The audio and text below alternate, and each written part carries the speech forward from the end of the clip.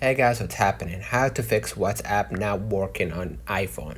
So, if your WhatsApp is not working on iPhone, start by checking your internet connection and ensuring it's stable. Then try to restart your device and the app.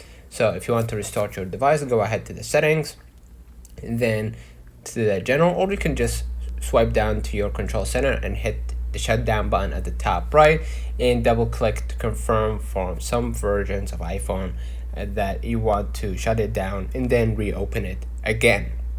Right now, if you want to restart the app, right, stay on the general, go ahead to the iPhone storage, and then what you're gonna do, try to look for WhatsApp and then upload the app, and double click to upload the app and reinstall it once again to make sure to offload some of the unnecessary data or files within the app.